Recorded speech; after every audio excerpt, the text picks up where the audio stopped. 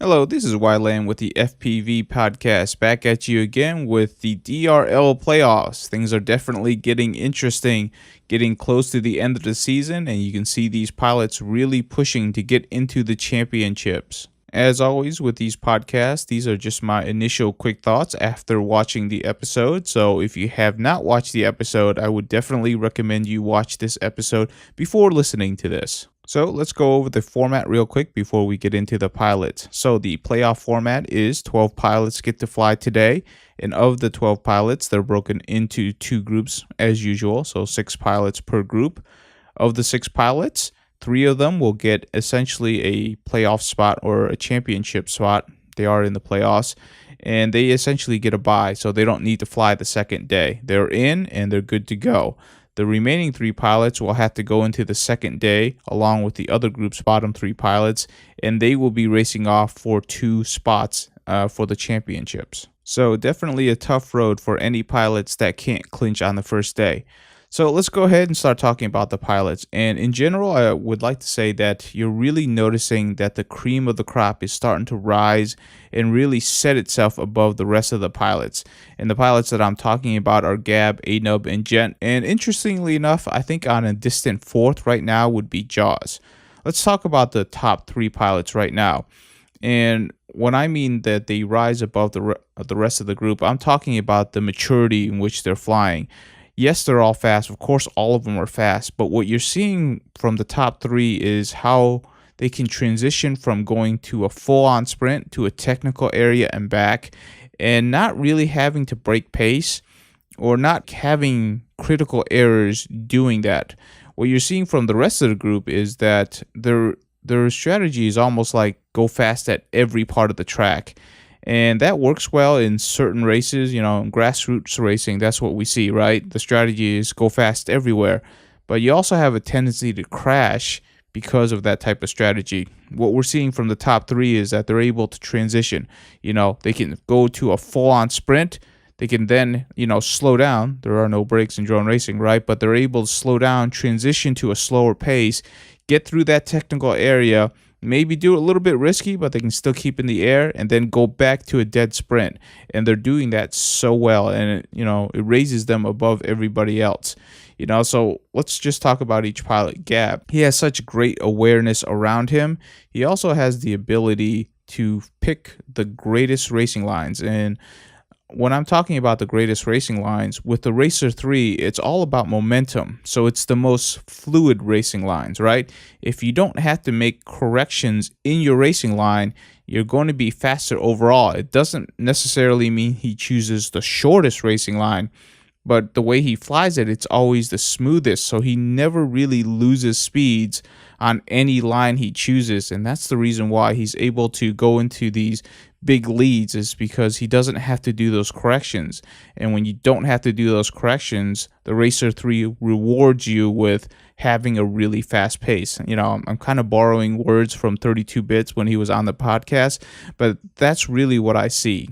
So, his strategy of, getting pole position, getting out into that lead really plays into, his racing style, his smooth line style, which is really amazing to watch. Gab is also one of the few pilots that actually transitions very quickly into a cautious pilot.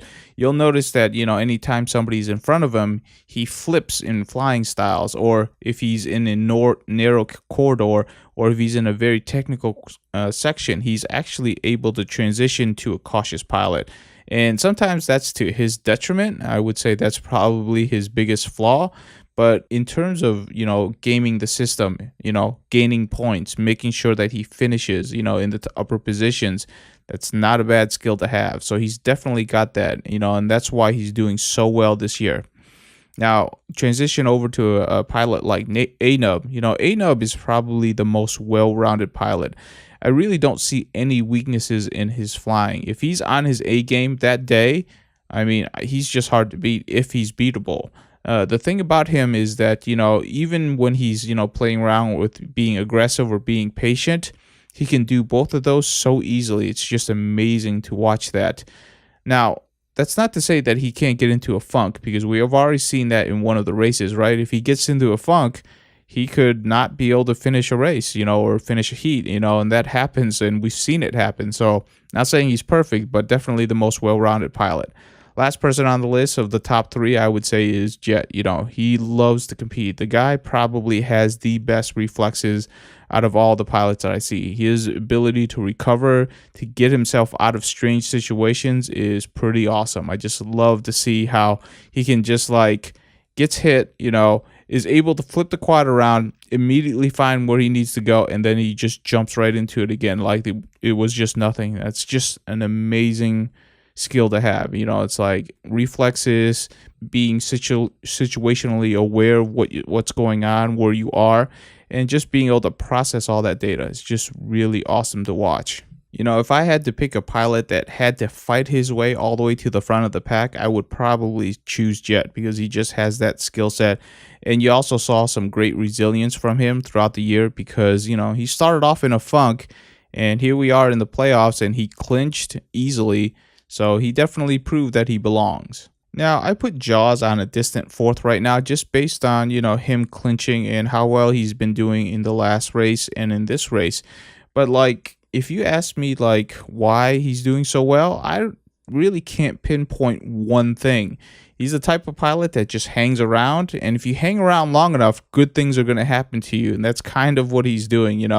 I can't say there's any one thing that he's doing super well that, puts him at the top, but right now, I mean, he's there. So, as long as he keeps doing what he's doing, he's going to do great. He does remind me a lot of Nurk, except Nurk has, flashes of brilliance. Unfortunately, it goes, both ways, and he has flashes of utter spectacular failure at the same time too. So Jaws is, I guess he trimmed off the edges a little bit, and he's a little bit more consistent than Nurk is what I would tell you. And right now, I would put him at a distant fourth. So let's go ahead and talk about the two groups, right? So group one, we had A-Nub, Jaws, McStrawley, Ockbots, Wild Willie, and Duncan. Of course, we already talked about A-Nub and Jaws. They clinched early in their heats, and they were well on their way. A disappointing pilot would be McStrawley in this group because I was expecting to see another battle like I saw in, Boston, in which, A-Nub and McStrawley were battling it out. McStrawley seems like he put it all together, but in this particular race day, he just didn't have it together. And I think this goes back to what I was talking a little bit earlier, and that's the maturity in which you can fly. This track, it's kind of deceptive because it looks easy in areas, and the transitions look easy because it's nice and wide, but it can still jump up on you and crash you out. And I don't know, maybe it's a run of bad luck. Maybe he was just unfortunate, but, he just didn't perform well today and really hurt him because he didn't clinch, and he's going to have to do it in day two. Duncan was a surprise to come in third place, right? Duncan, we really haven't heard much from him, but, in the last race and this race, he's done well enough to really clinch, and, you can expect some great things from him. He's back in back in Europe now. Maybe he's going to make a run for it. It'll be very interesting to see.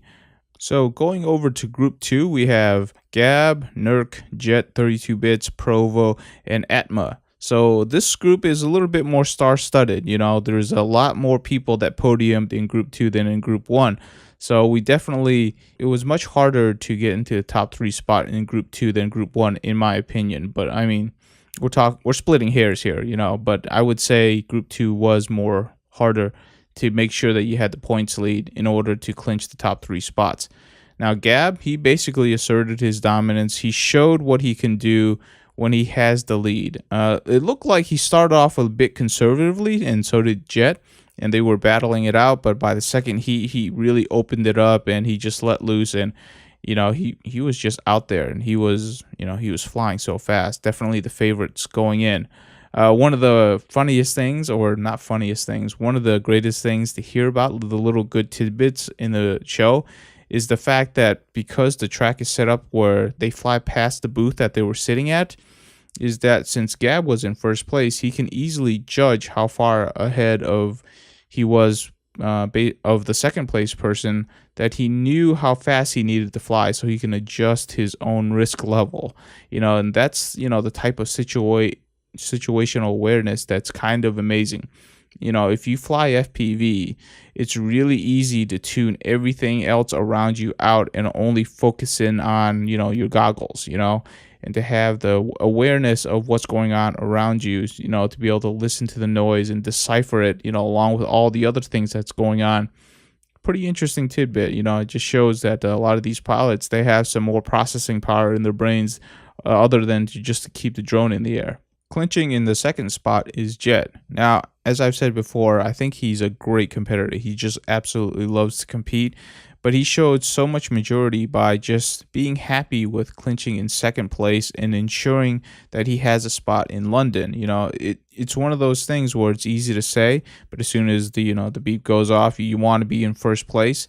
He played it safe, he understood the game, and he made sure that he clinched the spot. And that's something that takes a lot of maturity to do when you're racing and you love competing, and he did that so well in this particular match. The last spot that was clinched was with Provo FPV, which is, the wildly old veteran. He got the last spot. It was kind of unexpected, but then again, in this first group, I didn't expect Duncan to get the third spot. So again, in group 2, we had a person that I didn't expect to clinch the last spot. That left a lot of great pilots out. So definitely the racing for the second day is going to be really interesting because you're looking at Wild Willie, Nurk, 32 Bits, McStratley, Atma, and Okbots.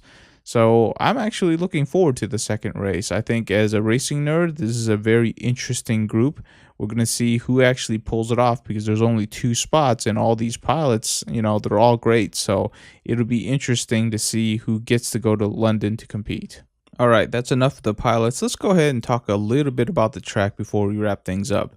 I would say this is kind of like a hybrid track, right? It's still a 2-lap track, but there's enough deviation to where it's not quite a 2-lap track. It's really interesting in how they broke it into, a lower level and an upper level. And what I really like about this track is that it's deceptively loose, but it can also be very technical. And what I mean by that is that, the straights in which you can full on sprint is always either followed by a technical session or there are spots in it that's very technical. So it's very easy if you're overly aggressive to crash out.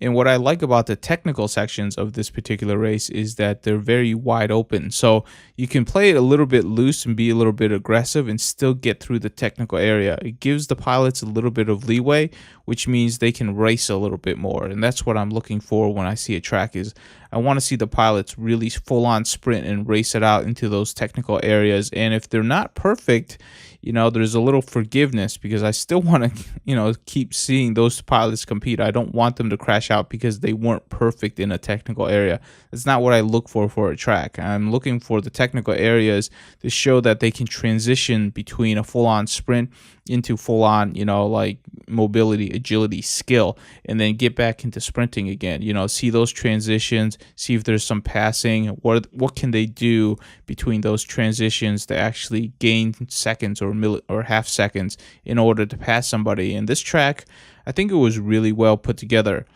I would say that the last corridor was a little bit narrow because it got really slow. I mean, you can tell that the camera angles were probably pulled down a little bit to be less aggressive for this particular race because the FPV view, I mean, it showed a little bit more of the ceiling than, what you would want when you're showing the FPV view. And the last door, it looked like a pretty wide door, but, based on what the pilots had to get through, it was definitely a very difficult door. There's a pole on one side and there's a railing on the other side. You can definitely tell that the pilots definitely had to figure out a specific line that they like. I mean, if you saw A-Nub's line, he really took it very gently, which again showed maturity because you can't win a race if you don't finish the race, right? And Wild Willie, he crashed out because of stuff like that. So it's one of those things where, it's deceptively difficult. When you look at that last door, it's like, that doesn't look difficult. But when the pilots were racing through it, you can tell that it was difficult. And, those type of deceptive things make a great track. So I think even though it was kind of a 2-lap track, I still really like the track. One thing I would say is that the best camera shot of the day for this particular episode was the long camera shot in which, one camera was tracking like Gab's drone and he was flying, up in the upper levels, across, and then transitioning on down. And it was just one camera shot for like, 5 to 7 seconds. It actually showed a lot of continuity, and it made it easier to watch. And I hope that, next year's track allowed more cameras to track for longer periods of time, because it makes the viewing process a little bit easier and a little bit easier to comprehend. And that's what you always look for, when you're trying to actually watch these races. But overall, it was an interesting track. Oh, and also it was the track in which there was done in the daylight, right? So you saw a lot of transitions between sunlight and also completely dark areas. So that made things a little bit interesting too. Some of the GoPro shots seem to benefit from a lot of more daylight. So very interesting in that they didn't actually do it, in the late evenings like we're kind of used to seeing. I'm not sure about New Orleans. New Orleans might have been done in the day, but I mean, all the windows were shut, so it looked like nighttime there too. So it's one of those things where, the transitions between daylight and darkness, that was kind of interesting too. All right, last quick thought before I end this podcast is the preheat rituals that each pilot had. In one of the cutscenes that they showed, they showed what each pilot was doing in order to calm their nerves, or, whatever they do just before the heat started. And I find it interesting, what each of the pilots do. Some of them look like they're meditating in them. Some of them are shaking their hands out, trying to, slow down their nerves. Some of them have their eyes closed. It's kind of interesting. Hopefully, like one time they'll do like an interview of, what their pregame ritual is or their preheat ritual is. I think all of them are slightly different, and it might be interesting. And who knows, if you're a racing pilot, you might be able to learn something from one of the pro pilots' pregame rituals.